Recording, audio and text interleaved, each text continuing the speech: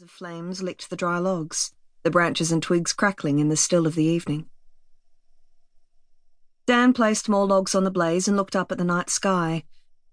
That star to the west is always the brightest and the first one to come out in the evening. That's Elizabeth's star, Hamish said, casting his eyes upwards. The three boys waited, looking at each other silently. Michael knew better than to ask questions. His father always thought and paused before he spoke. When he did talk, his Scottish brogue was like music, lilting on the night air. You know, your mother and I came here from the home country with only a suitcase each and that old bugle my brother brought back from the Boer War. All the way from Glasgow to Sydney, the two of us, your mother a young lass.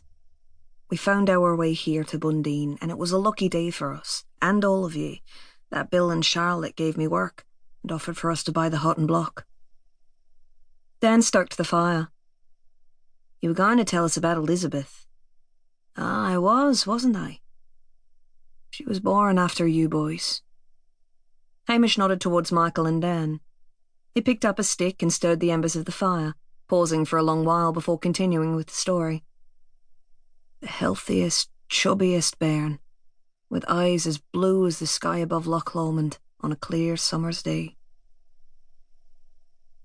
The silence hummed with tension as they waited for him to continue.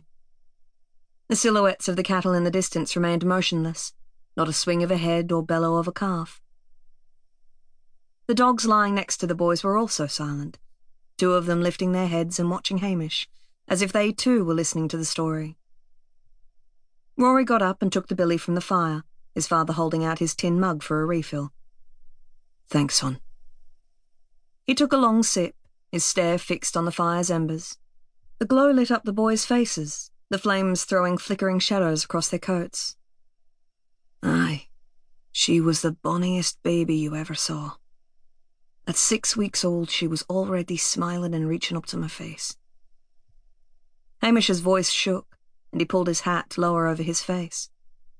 She'd grab my beard and make those sweet sounds babies make. A wee noise that pulls at your heartstrings. Their father sat upright, wiping his eyes with the back of his leathery hands. There's something about a wee girl that affects a man. It's a softness, a love different from that of a son. She held my heart from the moment she was born.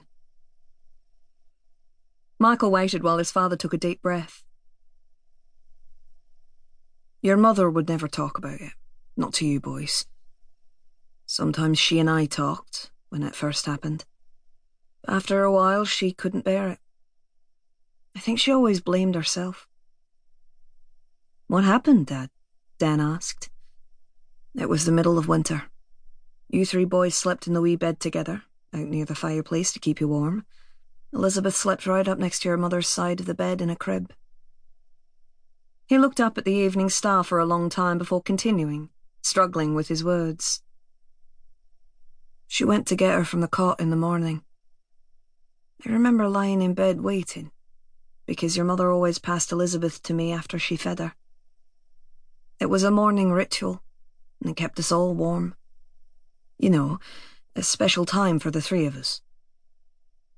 A tear rolled down his face, and the boys looked at each other, unused to such a show of emotion, and unsure what to say. He placed his cup of tea on the ground, his voice barely audible. The wee baby had died. She was dead in your mother's arms. His hands ran through his hair. Your mother screamed my name, yelling at me to wake Elizabeth up. But there was nothing to be done. She was gone. Dan's voice was a whisper. What made her die, Dad? We never knew. The doctor said sometimes it happens. Babies go to bed healthy and don't ever wake up. Your mother blamed herself. But the bairn had plenty of warmth and it was nobody's fault. Just the will of God, maybe. If that's the will of God, then I don't want anything to do with him, Michael declared. The thought of his parents' suffering was too much for him to bear. I remember her, Rory spoke up. I have a memory of holding a baby in front of the fire. I remember the smell.